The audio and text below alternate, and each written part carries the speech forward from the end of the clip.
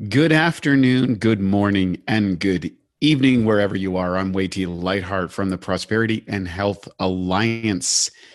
Excited to have you on board today. Thank you for joining us. We've got an action packed webinar for you tonight. Of course, it's getting early in the year and things are getting in the groove, and a lot of people are well into their goals, into their intentions for the year, setting things up. Maybe they've got over the holidays and you're back at it. So tonight I'm going to do something a little different than what we normally present. I want to talk a little bit about mindset.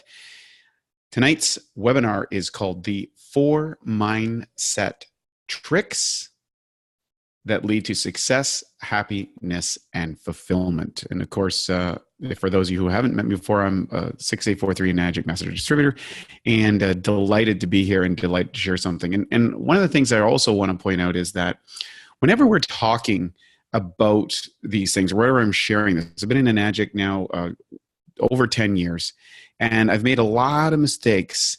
And so I don't want to come across as like I'm trying to share with you something I haven't done or that I'm better than or anything like that. It's just simple. Like I've learned a lot of things, and I've worked with a lot of distributors around in Enagic, and there's some things you can do and some things you don't do. But tonight I wanted to talk about a little bit about some mindsets and just how sometimes we get focused on certain things, and with just a little tiny tweak, we can make all the difference in the world to make your business fun, to make your business successful, to make your business more fulfilled.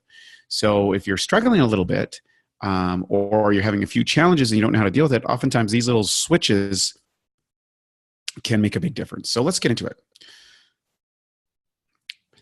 There's 4 mental concepts that I want to compare today. And they are as follows. Now, some of these words you've probably heard before, and maybe some of them you haven't, but here's a couple things, and these, what I'm talking about, you'll understand in a little second here about mindset shifts. So expectation versus anticipation, that's going to be one thing we're going to talk about today. Vision versus dreaming, what's the difference between the two? Intentions versus goals. What's the difference between an intention and goal, and why is one maybe superior to the other? And then finally, growth versus outcome, a growth mindset versus an outcome or fixed mindset, and why those are important to understand. Especially there's a lot of self-help work out there, a lot of stuff to go through, and a lot of these things are tweaks that I've made over my career has made a lot of difference in how I view and how I experience a business. So let's talk about expectations. So a lot of times people have expectations of themselves, they have expectations of their partners, they have expectations of life, of governments, of corporations. Even people have expectations oftentimes.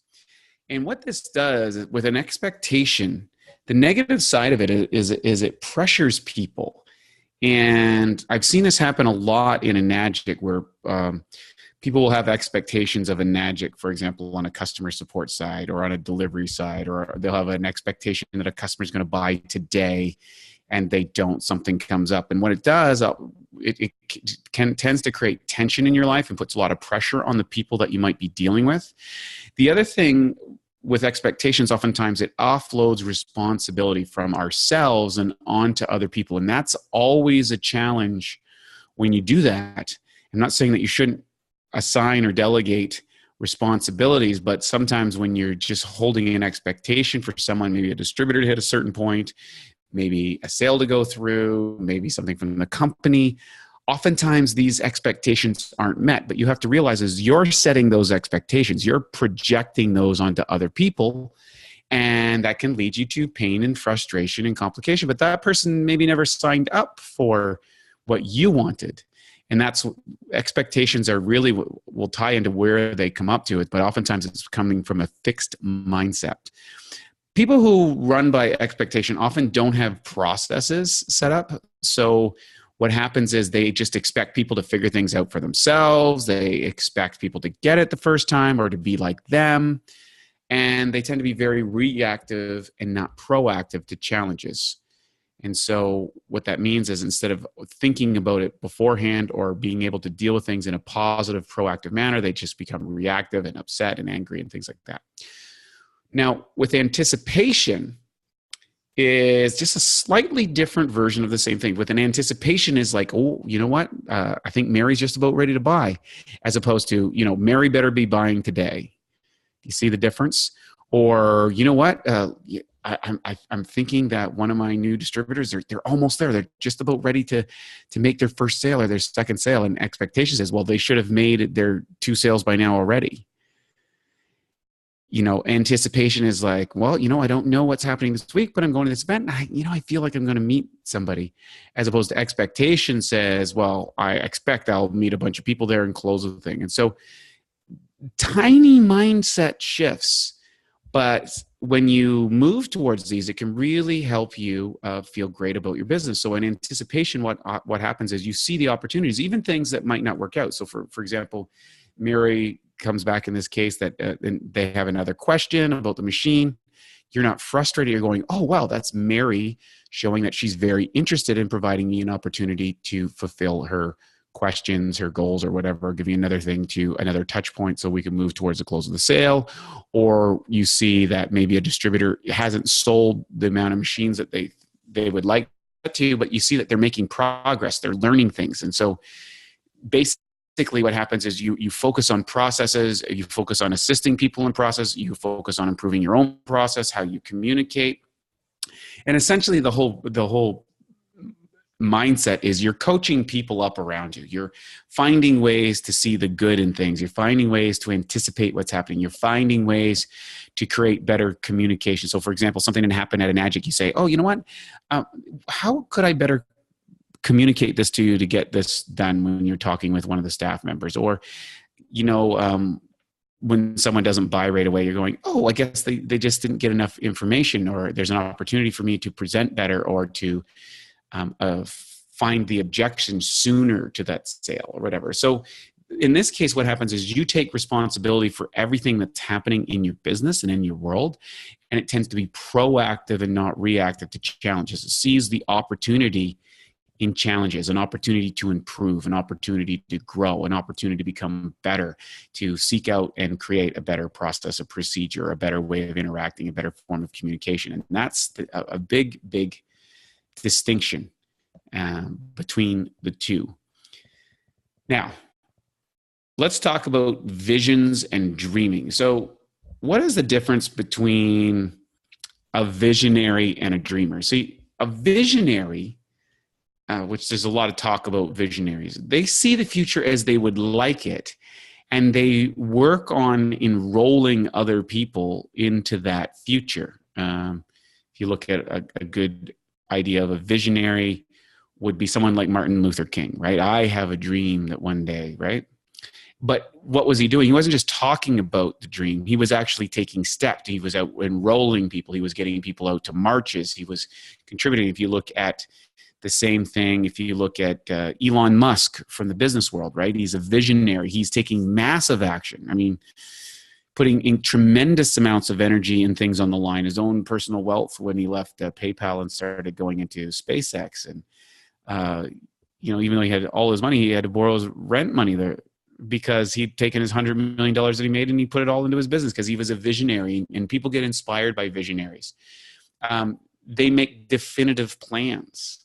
They don't just write some goals on a list. They take action. They look towards it. They move towards it. They enroll others towards it. And in our business with Mr. Oshiro, he's a visionary. He envisions helping people one family at a time. He sees people helping them physically, financially, spiritually, or emotionally. He creates places like houses and homes for people to participate in. These are part of the things that visionaries do. And one of the reasons why Enagic has so many people is because of the visionary aspects of Mr. Oshiro and his passion. So what happens is they set systems in place that allows people to achieve greatness. Just like we have in an Enagic business, we have a system that allows you to create greatness in your life. It allows you to rise up financially. It allows you a vehicle to make a difference in the world without having to deal with a lot of things that a traditional business has to deal with. Now, the other thing is great about visionaries is they create reasons why something can be achieved. That's one of the biggest earmarks of a visionary is they are always looking for reasons and arguments or science or whatever it happens to be to find the reason why things can be done. And this is very powerful. Oftentimes they're backed by maybe kind of negative oriented scientists or people who are less optimistic that deal with engineers and stuff. Like if you look at a guy like Elon Musk, he's dealing with engineers, he's dealing with scientists, he's dealing with people, government, he's dealing with people that are always trying to regulate or hold back or find reasons not to work or doing testing or very skeptical by nature. Yet they all work for him because of his power of visioneering, as I like to call it visioneering. And they also see mistakes as learning opportunities. When the rockets blow up, he's not discouraged by the point saying, "Oh, well, that's it, we can't do it." No, it's like, "Oh, what can we learn from this? How can we grow from this?" The mistakes aren't mistakes; they're learning opportunities. Now, with dreamers, and keep in mind, I'm not trying to put anyone down here, but dreamers, what happens is they tend to make goals, but they don't make plans, or their plans are really not well thought out, or not well executed, or not well monitored. Oftentimes, they don't include others. They are often embarrassed about their dreams, or don't want to talk about their dreams, or feel self-conscious about their dreams. They also tend to fail to build accountability in their plan. So there's no negative emotion if they don't achieve their goal or to take what their dream is or whatever. And it's very, very interesting with dreamers, because dreamers are part of visionary, like dreaming up the idea, but visionaries move towards it. And then dreamers oftentimes find excuses why things don't work or why they failed, and they often don't learn from their mistakes. And we see a lot of that at New Year's as people come up with their dream list, they make a goals list, and then they're done by a couple weeks in. So let's talk about that for a second, because you kind of lead to all visionaries set goals or set things and intentions. And one of the things I learned years ago is I was always a big goal setter, but it's setting intentions. So what is an intention? Well, an intention recognizes that you maybe set what your desired outcomes are, but then you work on the process, as we talked about the visionary, that's going to, the daily action steps or the monthly or the weekly action steps that are going to move you toward the desired outcome. However, with an intention, you tend to be you're able to course correct a little bit more. You're able to make adjustments. You tend to be open and flexible. Your focus is on actions, not outcomes. You know that if, hey, you find a result and you go, hey, you know what? I had to talk to 10 people to make a sale. Okay, great. My goal was that I wanted 10 sales this quarter. So if I need to talk to 10 people, that means I need to speak to 100 roughly. If I speak to 100, I'll probably get there. So if I've got 13 weeks, that means I'm going to, in the quarter, and I'm going to take a week off for vacation or this, March break or whatever. So people won't be happening then. So I really only have 12 weeks. I'm going to work between 8 and 10 people a week to get my goal. And now, let's say you get to the quarter and you missed it by one. Well, it's okay, because you go, you know what? I got 9. I set my intention for 10. I got 9, but you know what? I really got a couple the last week, and I learned the things that I can adjust in my presentation, in my stuff. And then you move on to the next one and you set that next time. That's intentions, setting the intention. Also, intention means a lot when you're dealing with people. Is what is your intention? Is your intention to help somebody, or is your intention to close the sale? And people pick up on that. Is your intention to really assist and help this person, or is your intention just to make as much money as possible? And I think over the long term, if you want to have a very fulfilling life, having positive intentions for yourself and for other people ultimately will spell a lot more happiness, even if you make the same amount of money as someone who didn't have that. Very big difference. Goals. People who focus on goals oftentimes focus on outcomes. Now, that's not to say that goals aren't productive, because I do believe goals are productive. I just think a lot of people get hooked on a goal and they become very inflexible, they become very rigid, And they often see things as a pass or fail instead of feedback and adjustment. So either they set goals that are too high and they're always getting the sense of feeling failure, or they set goals that are too easy and too low and they kind of never realize their potential.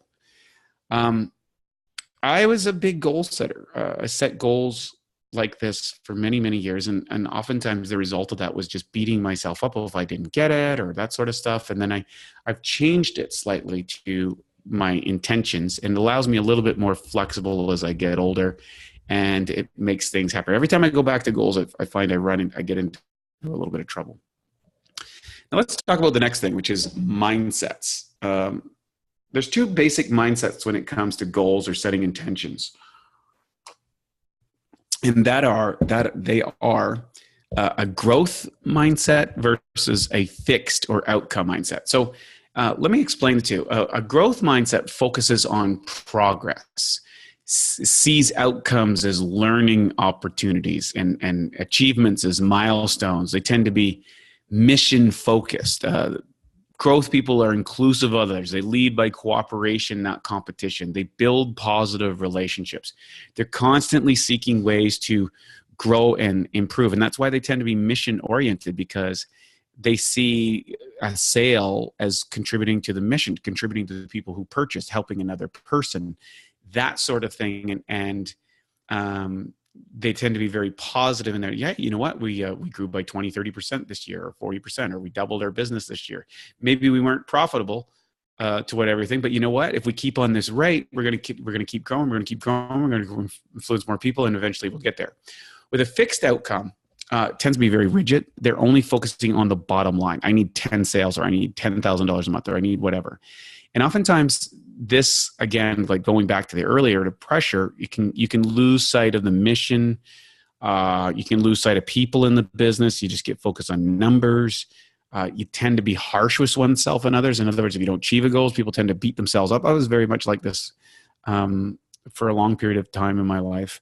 And oftentimes when you're so fixed, you can miss the big ideas and opportunities in life. There's the Wolf on Wall Street, and he has a course called the Straight Line Persuasion. And inside of it, he talks about what he calls bifurcated focus. In other words, that you're focused on your goal, you're driving towards that outcome, but you're still aware about things or opportunities that could come in that you don't know about, that you haven't heard about, that you've never experienced before, that will allow you to make a course correction to go on to greater things. And this is something that is very powerful, because oftentimes the things that are going to make you success are not on your radar on any level. It's a person, it's a place, it's a thing, it's a new tool, whatever it happens to be.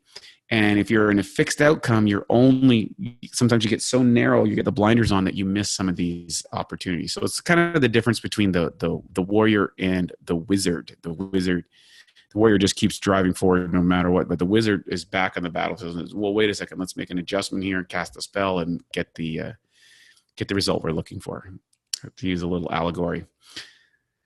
And this is a concept, I'm a big fan of David Hawkins' Power versus Force. And basically it's a fundamental energy. He wrote you can look it up, Power versus Force, the map of consciousness, and explaining processes in the body that are relative to endocrine system function, psychological process, everything. It's a profound piece of work. And once you see the map of consciousness, it's great. But the concept that he shared about in here is there's two basic components to how everything runs in the universe. And one has power and one is force.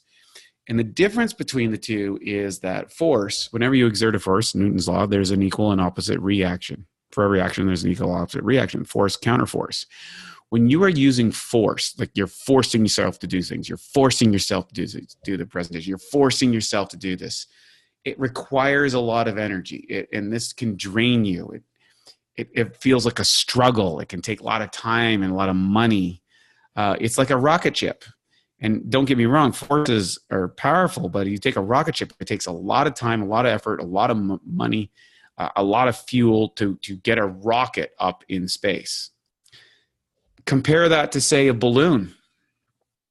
You know, a balloon can get to space. It's got these new special balloons, and they just fill up the helium or the hydrogen, and the balloon just flies up. No rocket, no big energy. And those were the original astronauts were actually went up in balloons into space. And then the rocket program started taking off. Now, not to say that the rocket program is bad or doesn't work, because force can work. However, it requires a lot of energy and feels draining. Whereas with power, things just float up. A good example of power is gravity. You see, no matter how much you push against gravity, you're pushing against it, whatever, it's kind of just there. You can choose to jump off the cliff or not. Gravity doesn't, it's just going to exert its force on you. It doesn't, it's indifferent to it. And the thing about power, things that involve power, it gives energy, it feels uplifting. There's a grace and an ease to it. It frees up times and rewards you financially. So let's talk for a second in your own business. If your business feels like a struggle, if it feels like you're kicking around and it's not fun, taking a lot of energy and stuff like that, what happens is some of the things that we talked about earlier, maybe what you're focused on, how you're setting your intentions or your goals, these type of things, maybe you're putting pressure on other people, not yourself, maybe you don't have processes in place. What happens is you're in these force dynamics where you're always trying to fight fires, you're always trying to deal with things, or you're not in your sweet spot of what you like to do, and if you haven't partnered up with people that can assist you in that process. With power, if your business is in power, it just kind of rolls along. You can tweak it up, you can turn it up at times, you can back it off at other times. If you need to make more money, you can just turn up the heat. If you want to take more time off, you can back off a little bit, it still keeps going. These have got systems in place that are perpetual organizations. And how you get a powerful business is by empowering other people to become better than you are. And I've been fortunate enough in my business to have a lot of distributors who, frankly, in my opinion, are better than me. They're better at inviting, they're better at closing, they're better at doing other things. They're just amazing. And some of you are on the line today, and I want to thank you because I think you're fantastic. And the reason my business has become successful is because of that factor of trying to put in power systems to always think about that person. How can we best improve it? This whole PH Alliance came out of it because I couldn't coach people directly as much in my organization. It was too big. I wanted to create a way that I could interact, that people could ask me questions, and that we could help perpetuate this business system. And whether I'm working or not, sales are happening each and every month all around the world in my business. Now, it doesn't get to that place right off the bat. Oftentimes you start off at force and you're working and struggling and going, and then eventually you give way to power. And you get there if you're following some of the other ideas I shared about anticipation and so on and so forth. So these are the type of things you want to be looking at in your business. Again, remember this, and I talked about this in a couple of things, and I'll bring it back again. You can be a victim in life, or you can be a victor. Everything that happens to you is a result of your vibration. Everything that happens to you is an invitation to help you achieve what you want, even when it doesn't look that way. Victims ask, why is this happening to me? Why is this happening to me? Victors go, wow, this is an exciting opportunity, and they enter the state of anticipation. Well, that distributor just quit, didn't work out. Maybe that's making space in my life for somebody that's really going to be a right fit for the project. The bottom line is, if you start studying neuroscience, psychology, and mysticism, religion, or whatever, you get to the point where after a while where you start to realize that none of us really know how reality is. What is the ultimate reality? We have perceptions of reality, but we don't know. But here's what you do get to choose. You get to choose how you interpret the events of your life. So why not interpret them as uplifting and going your way? Because that starts opening you up to possibilities, as opposed to closing you down with a victim mentality like the woe is me. So turn your woes into wows is how you move into a great space. And then once again, being a victim takes energy, takes power, requires a lot of effort, a lot of rationalization, a lack of responsibility. But being a victor, you take on the responsibility, you take ownership of everything, and that's an empowered state. And that allows you to move forward in a way that allows you to have more happiness, more success, and more fulfillment. And of course, that's not to say everybody doesn't go through challenging times in life. We all do. the big thing is, when you do, you must see clearly what the situation is and you must confront it. One of the best things is what's the worst case scenario? Make it as bad as possible. And I have a process that I learned from Dr. Hawkins, which is, and then what? And so let's say the person's, someone doesn't make a sale and you had someone that was going to buy and they didn't buy, and you go, well, if I don't make the sale, and then what? Well, and then I won't have enough money to pay the rent. And then what? And then I'll be behind on my bills. And then what? I'll have to tell the landlord. And then what? Well, then I'll be humiliated. And then what? And then, well, I'll have to try to make a sale. And then what? Well, then they'll kick me out of the house. And then what? Then I'll be homeless. And then and that goes off. And eventually you get to the point where running it out, it goes, and then I'll die. Right? That's at the bottom line of all these. And then I'll die. Well, we're all going to die. But we create these scenarios, and oftentimes we make them way worse than they are.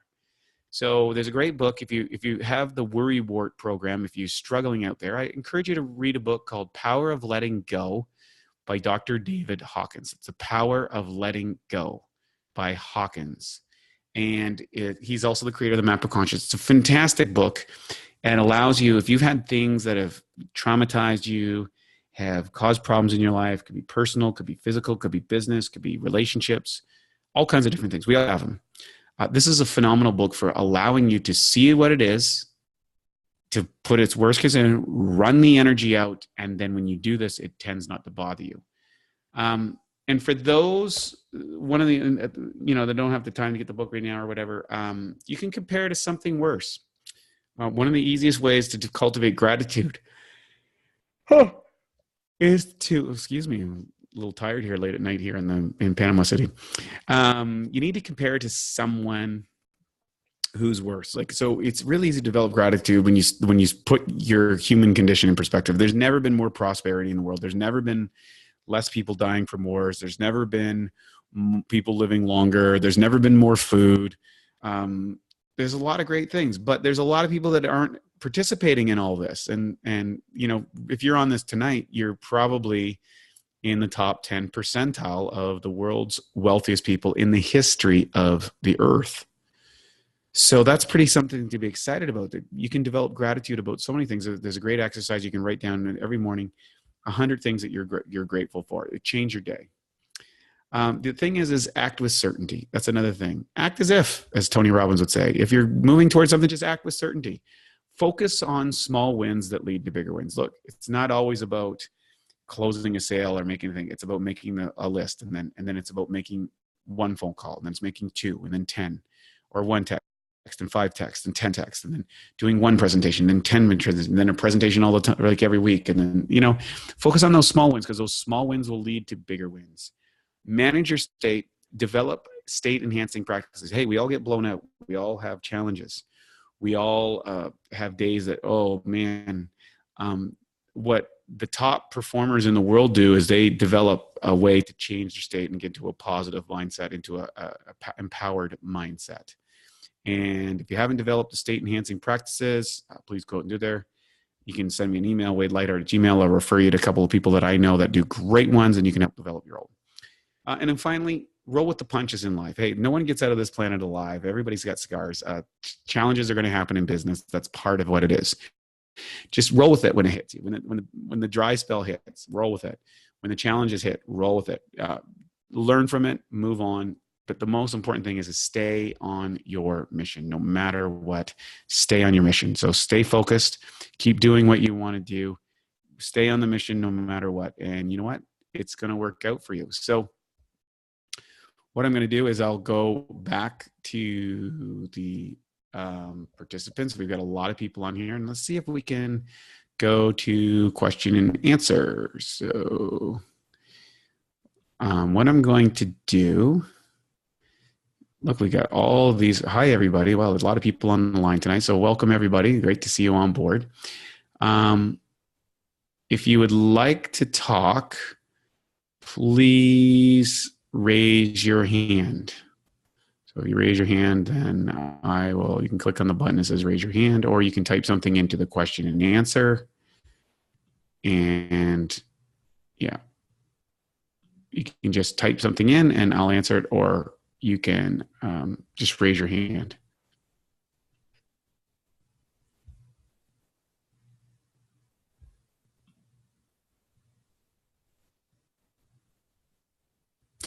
Okay, we've got Debbie. So let's see what Debbie has.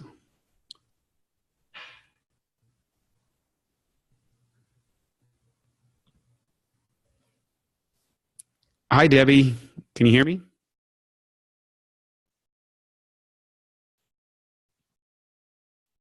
Oh, let me see if I can unmute you. There we go. Hi, Hi. Debbie. Hi. Can you hear me? Yes, I can. Are you seeing me? I'm not seeing you as of yet. I think you're using an older version of Skype, so I don't know if the camera is showing up yet. Okay, So, that's fine. I wasn't prepared to be seen. Just wanted to find okay. out what you use for tracking your prospects, keeping up proper calendars and that sort of thing. Great question. I've tried a lot of different devices. Creel has a really good online one. I forget the name of it. He's very digitally oriented. For myself, I'm very old fashioned. Um, I just simply write down my list, and then I draw a column on one side, and then draw a column on the other side of how many touches I've done. And usually, you need about 6 to 12 touches. That's been my methodology. I don't recommend it. I think there's better ways to do it. And if you send me an email to Lightheart@gmail.com, I'll give you the reference to the one that Creel uses. I do have an item that I think is really wonderful called Kanban, Kanban, Kanban. And you can go to kanbantool.com, and it's a great way to manage projects. And I have a lot of projects because I have 3 companies, and I use that as a management system to kind of keep me on track and what I'm doing. And if I have my list of people to call inside of that. So that's how I keep track of that. But a daily, I write, I don't know if you can see this, but I have a book just like this that I write out each and every day what I'm doing. Because for me, I have found that I remember things better if I write things out. I'm the same way. I Yeah. created from something else that I was given. I created kind of a 5.5 by 8.5 page that just shows the contact information. And once I know that this contact is going, I'm going to be sharing water, if that's going to be the case, then I kind of keep a log of what they get and date. And then I have a lot of lines just to create notes about that ongoing contact. I don't know if there's I'm still pretty much old school. I haven't found a good online contact manager, though I know EWS has some sort of contact manager embedded within it. Yes, EWS does have a contact manager inside of it, and a lot of people really like it. I've, uh, frankly, I always be really transparent. I'm just not that great with online systems for me. It's kind of ironic because I have online businesses, but I run my online businesses and I write out my stuff in my notebook. But of course, I have some assistants that would pull their hair out. They're very organized and very digitally oriented, and they prefer me to do it other ways. Well, I'm very much written. If I write it, usually I remember it anyway.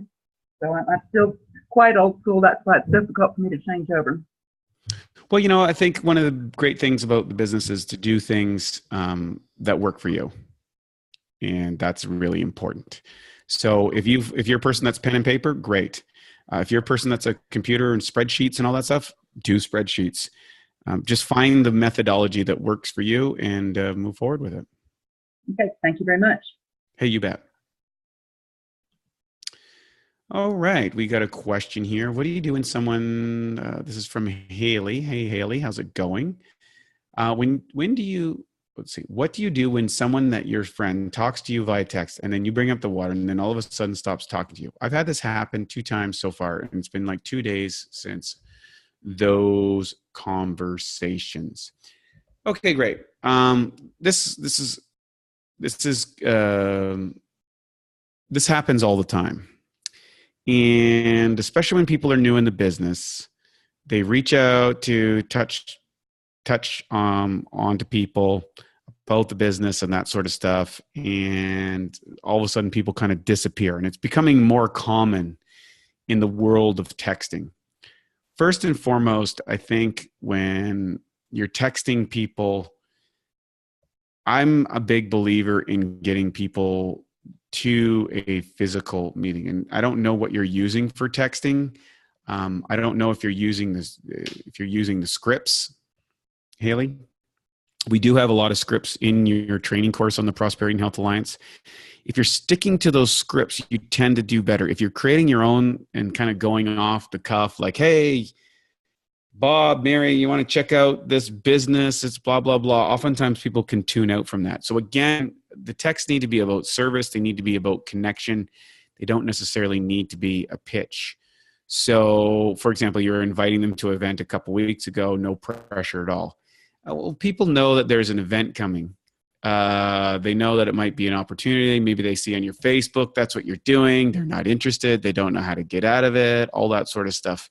So basically, if they don't respond, reach out and text them about something else, or give them a call or connect with them on some other topic, and come back to it. For whatever reason, they're turned off on some level. Then you just want to re-engage with them on something funny. I think it's a good one. You can send over, hey, check this out. It's a little comic strip or something that's maybe they're really, they're into, let's say they're into cats. You text them over one of those funny cat pictures or something like that. What do you think? And just re-engage them as a friend again. And at the appropriate time, you can bring it up, later on, and generally move it to a person-to-person invitation at that point. You could say, hey, you know what? You go, let's go for coffee next week. So you go hang out for coffee, your normal regular thing, or your sporting event or whatever you do. And you're like, hey, by the way, I texted you the other week about an event. I hope I didn't turn you off by that, but it's something that I'm doing on, are you open to checking that out, or is that really not something you're interested in? Just simple like that, because I don't, the last thing I want to do is pressure you, create any things like that sort of stuff. I really value your friendship, that sort of stuff, and you move on. And you just want to make sure that you're not that person that, just hammers away and is only seeing things from your own perspective. So, yeah, but that's really how I would handle those two questions. Okay, so let's go. I think we got those questions. Let's see what else we got here on our list. If you have a question, you can just raise your hand and we'll dial you in here. So I'm just kind of scanning through. We got a long list of people on here that I'm scanning through. So any more questions, or everybody good? We'll give you just a little bit. You can either text them in by putting in your question and answer, or you can just simply raise your hand and I will answer your question. Okay, going once, going twice, going three times. Okay, I guess there we go. Someone just got it in there. Thank you, Fern. Let me just get you hooked on. Fern, can you hear me? Let's see if we can get, I think you're still, Can you hear me now? Yes, I can. How are you, Fern? I'm good. And you? Fantastic. Great to hear from you. Where are you calling in from? Malaga, Washington. Awesome. Well, welcome to the Prosperity and Health Alliance. How can I help you? So when you've given all of the information and you've given all of the water and educated them, and then they end up trying to buy, even though they're going to buy an Enagic machine, but they want to buy it like from eBay. Right. So what? So what's the best way to handle that? Just ask for referrals if they're going to do that, or just say what? Yeah, great question. There's a couple things that you need to do. Number one, it's illegal for people to sell on eBay. I know they're out there. First off, there's a warranty issue. Warranty's not going to be covered. on. I've been let them know that. Yep. And second thing is I understand that I understand that you want to purchase a machine on eBay and that sort of stuff. There's a couple challenges. Number one, you're gonna have issues getting service. You're gonna have issues with your purchasing filters and all that sort of stuff.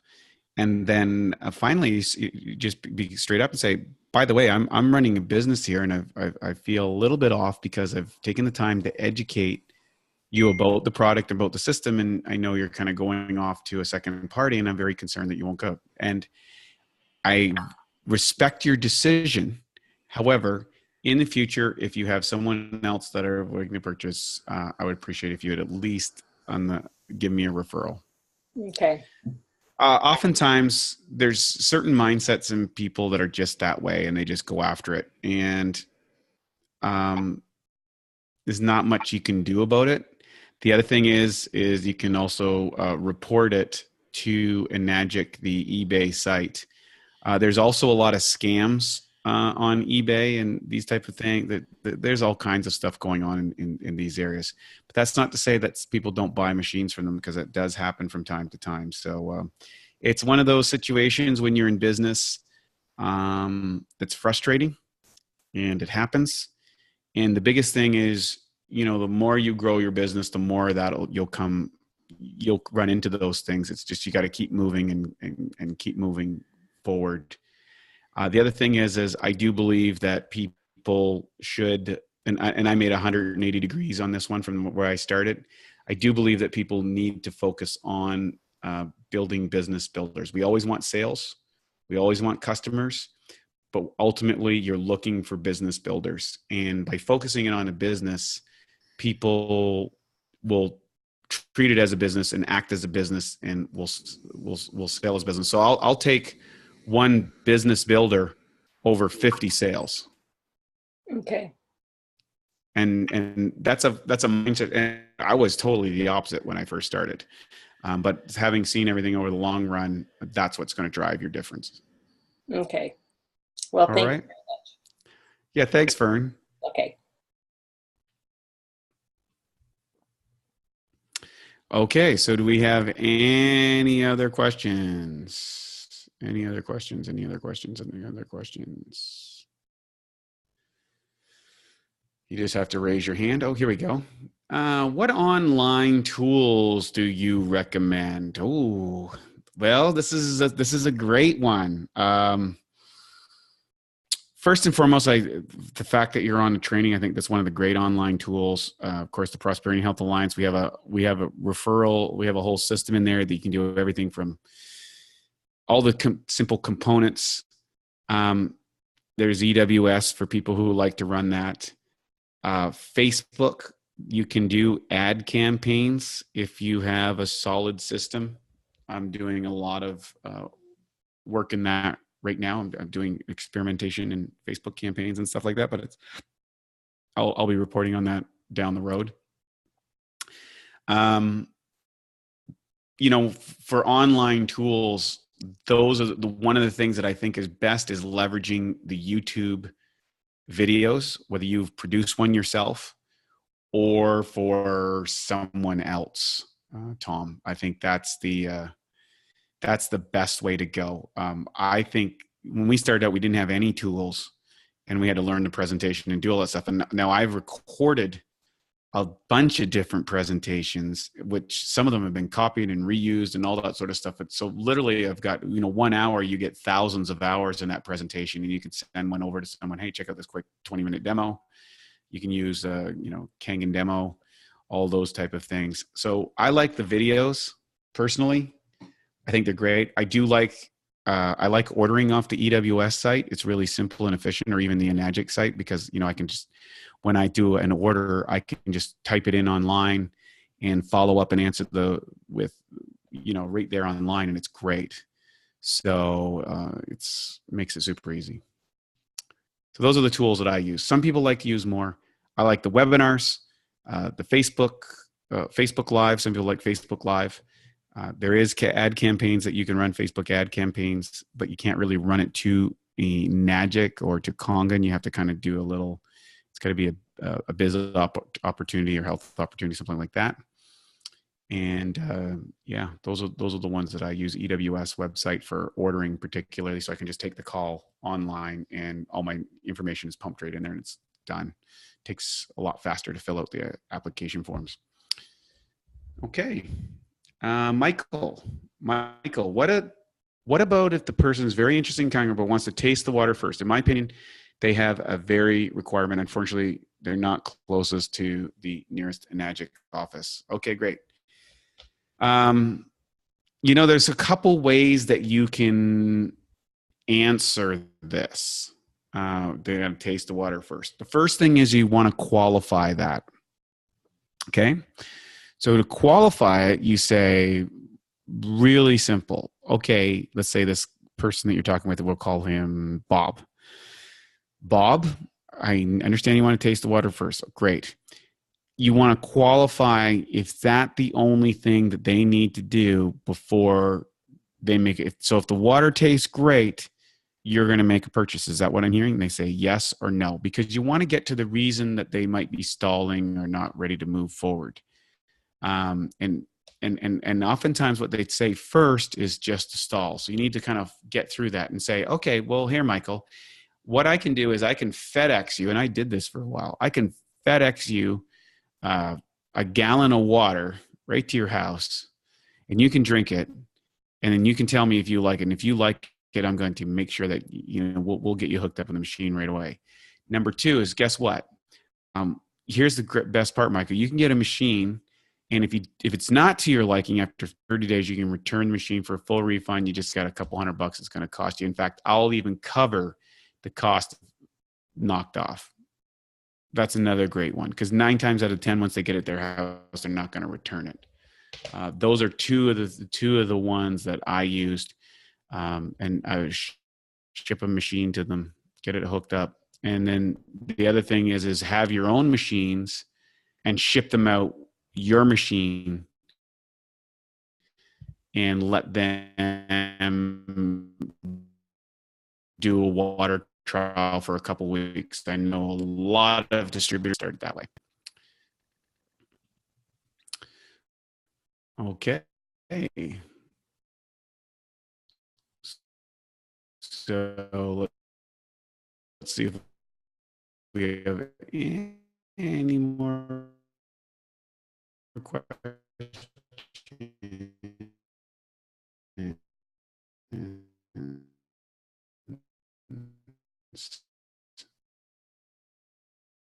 Oh, we have Tom.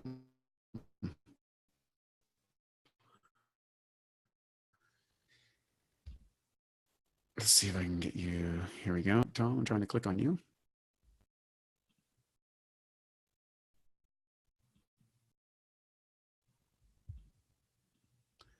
Tom, I see that I've got you here. I'm just trying to get you answered. Your machine, for whatever reason, okay. So maybe you can type your answer.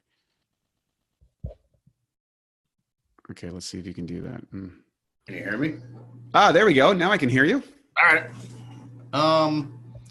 Just kind of curious as far, to further the question with online and everything like that. Do you have, what are your views on text messaging and things like that? And, great question. Where are you calling from, Tom? Wisconsin. Awesome. Well, I think texting is an awesome way to get a conversation to a meeting. I don't think presenting through a text message is the best way, but I think it's a great way to get a person interested in a meetup. Mm-hmm. And maybe a teaser video, or at the best case, if they're really, really text or say, hey, you know what, 20-minute. But generally, I like to use texting to get a response and to get connected with the person either by the phone or in person if possible. And I can, garner a lot more information on a social setting that way. Because the upside of texting is people respond to you. quicker than any other format. But the other thing is they check out from quicker than any other format. So I use texting to get to a meeting, to get either whether it's on the phone or on the video. Video, like I use Skype a lot, and I use Zoom a lot, and or face to face. Okay. Do you recommend anything as far as, ultimately, I guess you're trying to recruit people to work on your downline. Thoughts or ideas as far, are you looking for people specific, maybe that have experience in MLM or salespeople or anything like that? Yeah, I think obviously those people are great candidates. What I found is oftentimes people need a reason why to get started. Usually there's a couple situations. Almost without exception, the most successful distributors I've met have entered the business on some form of life-changing event has happened. Either there's been a divorce, there's been a loss of income, maybe a job happened, maybe they were frustrated at work. There's usually some kind of life event that has happened that's causing a reframe and recognizing they need another vehicle to make money. Maybe it was one of the spouses are just too tired of their own job or whatever. There's usually some form of pain point. And my goal is to find that pain point and show how this business is a way to get them out of that pain. Now, a lot of people focus that on a health side, but on a business side. And the people who are really great, often, obviously, if they have an MLM or they have a sales background or that sort of thing, that's really a bonus. I usually play to that in the conversation. So, for example, if they were a salesperson that I met and connected at a store, and I'd say, by the way, I'm really impressed with your sales skills. I really love the service and stuff. Do you keep your business options open? Or oftentimes I'll say, did they pay you well here? Do they treat you really well in this place? And maybe they go, yeah, it's a great place to work. And oftentimes I'll say, well, no, it's not that great. I'm actually looking for something else. Right. And I'm like, well, you seem like a sharp person. Maybe I have an opportunity. Would you be open to checking something out if you got half an hour? We can meet up for coffee or whatever, and I'll get their card, and then I'll follow up. The key is in the follow up. Absolutely. Yeah. So I love salespeople, and I love other people who have experience in MLM, but that's not a requisite. I also like business owners. You'd be surprised. There's a lot of business owners that are struggling in their business for a lot of reasons, but they've got business skills, and they're often another good group, or former business owners, people that sold their business or whatever, that often are great candidates. Interesting. Okay. Yeah. I guess I've been kind of trying to figure out different ideas. Back in the late 90s, I was in cell phones, right? When it really started getting popular. Right. Going and speak at teacher faculty meetings and do 25 activations in a day, and I'm thinking that those are the type of people that probably are interested in the product because they're educated well enough. I think it's a great example. I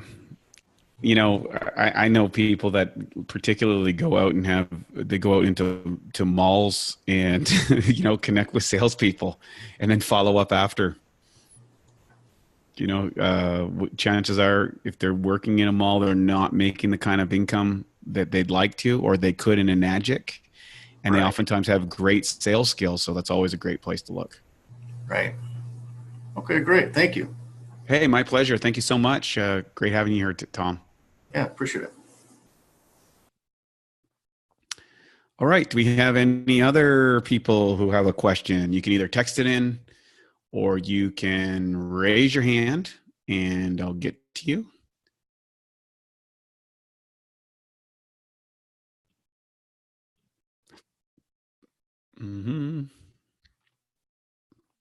I love having these. We got so many people in line today. It's great having the interactions. Really appreciate each and every one of you for coming on here. I know sometimes it's scary to ask to get through this to the best of our can, and it's a lot of fun. So I don't see any more hands.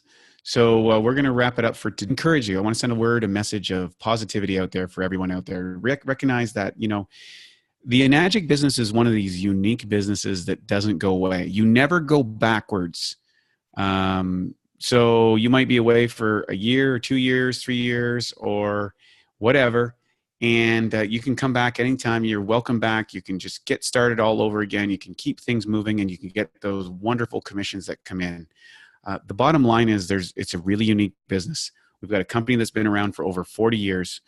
We've got a water that everybody needs. It's high in antioxidants. We've got an incredible financial business model that allows virtually anyone to get started who has a desire for a better way of life, a better way of living, to be successful and to make money and to transform people's lives. So it's well worth taking the time, effort, and energy to learn the skills, the business side. Be sure to connect each and every week with the Prosperity and Health Alliance, getting that one out, and recognize that you can, if you aren't on our email autoresponder, you just click on your free training. You'll get our emails. We'll show you our system. It's open to all Enagic distributors, whether they're in our organization or not. We love having everybody. We love this business. We love connecting, and we just are delighted that you're here tonight and join for us. And for those of you who are looking for recordings, you can go to the prosperityandhealthalliance.com. And on that site, there is a training library where we record every single webinar that we have ever done. And we've got just about every topic that you can imagine. And if you have any questions or you want a particular topic to cover, you can email me at wadelightheart@gmail.com. And I'll be more than happy to respond. And if it's something that we all need, I'll be happy to make sure that we cover a webinar about that, because it's all about you learning and growing this business and growing this amazing company around the world as we transform people's lives physically, financially, and spiritually. So thanks so much for joining us today. We look forward to seeing you each and every week. Of course, it's 6 p.m. Pacific, 9 p.m. Eastern, same time, same station, same Zoom link. Get your teams on it, share everybody, join the Prosperity and Health Alliance. So long and good evening.